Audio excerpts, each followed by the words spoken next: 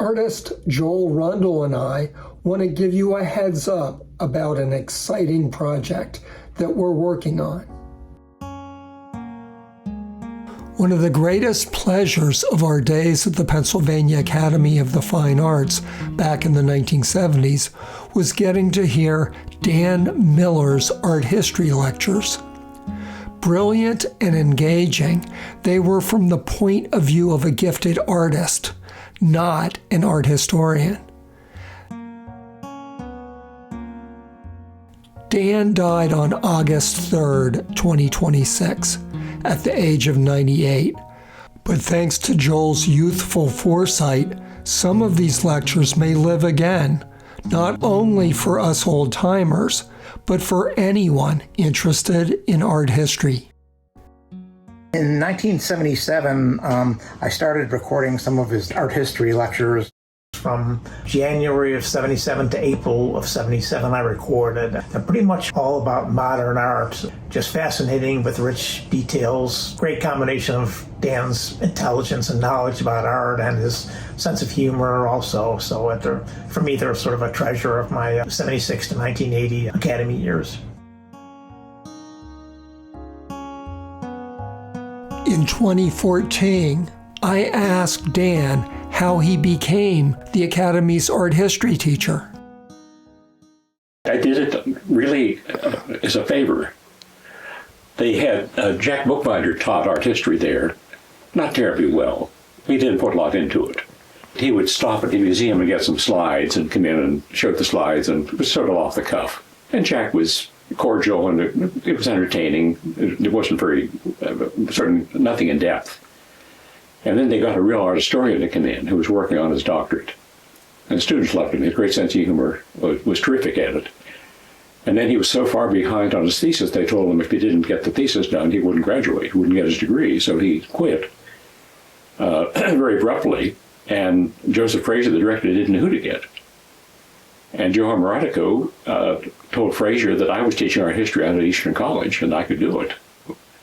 And so they contacted me up in Maine over the summer. I said, sure, I'm happy to do it. And I probably did it for about 20 or 25 years there. I was so glad that I was at the Academy when you were doing that, because it was absolutely... That's wonderful. I'm most flattered. Yeah, it was a great class. You really brought art history to life. Yeah. It was funny, too, because it was sort of the pot smoking. Some people I know quite well would sit in the back, and after about 10 minutes, this sweet smell, this sweet aroma would find its way up to the front of the auditorium. That wasn't me, though. Anthony Chiambella once, sometimes I would sort of predict the next slide. I'd be making a point, and I say, and now this next slide will illustrate what I've been talking about. So he put in a couple of cheesecake photographs that sort of ended the hour.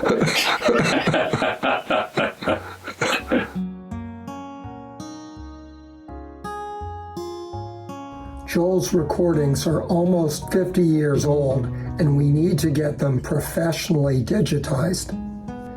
For now, I recorded some of them using the Voice Memos app on my phone as they played on Joel's cassette player.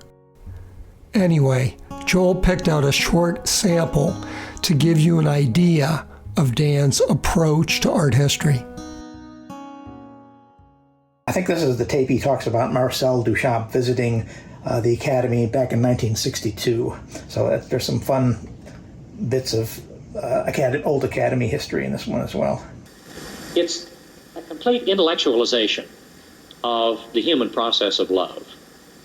Duchamp said, I want to put painting again at the service of the mind, which is the opposite from the romantic point of view. Remember, the romantic said, painting must be emotional, it must be from the heart, it must make you feel. Duchamp said, I don't want that, enough of that, I want my painting to make you think. And I think because of this capacity of Duchamp, we think of him as perhaps being the most intellectual painter of the 20th century. Some of the students at the Pennsylvania Academy said, well, look, that man is living in New York. Let's get him down here to talk to our students. All they needed was a letter, and he came down. Spent a day here, the Academy schools. And he lectured in the morning, simply stood up in front of the auditorium here, and the students asked him questions. They said, why did you pretend to be a woman? call yourself Rose C'est La Vie, take on all the properties of a woman, even have yourself photographed as a woman. What does that sort of sexuality mean to you? And so on. Why did you stop painting? But of course, he was working all the time. He had just gone underground. That was sort of another thing with him. And then in the afternoon, he stood out by where we used to have the water fountain, which was the meeting center of the academy. Now the water fountain's gone, but that was the place where we'd get together. You'd say, meet me at the water fountain. And that's where he stood, and he was available. So it was fun to have a piece of history at Pennsylvania Academy.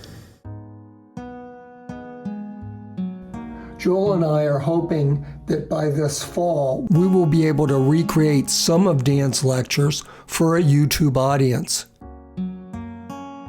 Although we don't have access to Dan's original slides, we will do our best to find appropriate substitutes from the internet.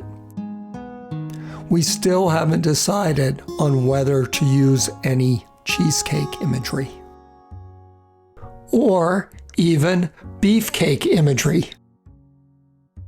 Again, we hope to start releasing some of Dan Miller's art history lectures by this fall. Stay tuned.